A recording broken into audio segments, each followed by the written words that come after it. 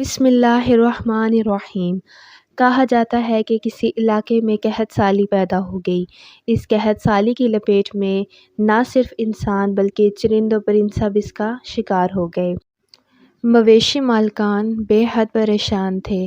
اس دوران ایک مسجد کے مولوی نے جمعے کے خطبے میں نہایت یقین کے ساتھ یہ بات بتائی کہ اللہ تعالیٰ کا نام لے کر یعنی بسم اللہ پڑھ کر دریا کو حکم دیا جائے تو وہ بھی نافرمانی نہیں کرتا۔ خطبہ سننے والوں میں ایک چرواہا بھی موجود تھا۔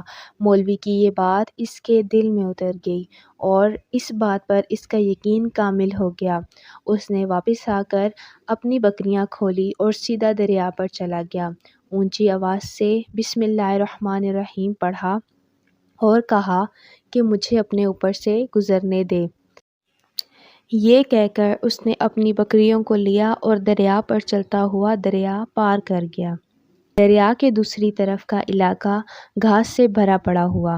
درختوں کے پتے بھی سلامت تھے کیونکہ کسی کو یہاں تک آنے کی رسائی نہیں تھی۔ اس نے خوب اچھی طرح اپنی بکریوں کو سیر کروایا اور واپس لوٹ آیا۔ پھر یہ اس کا معمول بن گیا۔ وہ بکریاں پار چھوڑ کر واپس آ جاتا اور شام کو جا کر بکریاں واپس لے آتا۔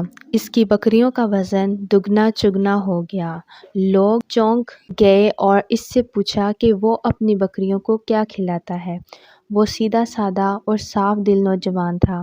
اس نے صاف صاف بات بتا دی کہ جناب میں تو بسم اللہ الرحمن الرحیم پڑھ کر دریا پر چل کر اپنی بکریاں دوسری طرف چروانے لے جاتا ہوں۔ یہ بات سب نے سنی مگر کسی نے اس چرواہے کی بات پر یقین نہیں کیا کیونکہ یہ ناقابل یقین بات تھی، مگر بات ہوتے ہوتے مولوی صاحب کے پاس پہنچ گئی۔ مولوی صاحب نے اس چرواہے کو بلایا اور سارا ماجرا پوچھا۔ اس چرواہے نے مولوی صاحب کو ہی حوالہ بنا لیا کہ مولوی صاحب میں تو آپ کا شکریہ ادا کرنے والا تھا۔ آپ نے جمعے کے خطبے میں جو نسخہ بتایا تھا کہ بسم اللہ کہہ کر اگر دریا کو بھی حکم دو تو وہ بھی انکار نہیں کرتا، تو میں تو بس آپ کے نسخے پر ہی عمل کر رہا ہوں۔ مولوی صاحب حیرت سے اس کے چہرے کو دیکھتے رہے۔ مولوی صاحب نے کہا مولوی صاحب حیرت سے اس کے چہرے کو دیکھتے رہے۔ مولوی صاحب نے کہا بھائی صاحب ایسی باتیں تو ہم ہر جمعے میں کرتے ہیں، فقط ان کا مقصد لوگوں کا ایمان بنانا ہوتا ہے، مگر بکریوں والا ڈٹا رہا کہ میں تو بسم اللہ کہہ کر پانی پر چلتا ہوں اور بکریوں سمیت پانی پار چلا جاتا ہوں۔ آخرکار مولوی صاحب نے صبح یہ تجزیہ کرنے کی ٹھانی جسے دیکھنے چرواہے سمیت پورا علاقہ بھی آ گیا۔ مجمع زیادہ تھا۔ مولوی صاحب نے ایک دو بار سوچا کہ انکار کر دوں کہ کہیں ڈوب نہ جاؤں، مگر وہ جو مولوی صاحب کو کندھے پر اٹھا کر لائے تھے اب بھی جوش و خروش سے اللہ اکبر کے نعرے لگا رہے تھے اور مولوی صاحب کے حق میں تعریفیں کر رہے تھے۔ آخرکار مولوی صاحب نے اپنے ڈر کو دور کرنے کے لیے ایک رسا منگوایا۔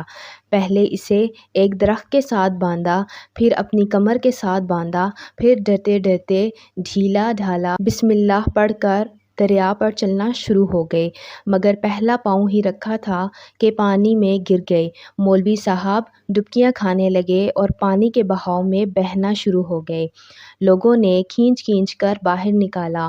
مولوی صاحب کی اس حرکت نے چرواہے کو پریشان کر دیا کہ مولوی صاحب کی بسم اللہ کو کیا ہو گیا ہے، کیونکہ اس کا یہ روز کا معمول تھا۔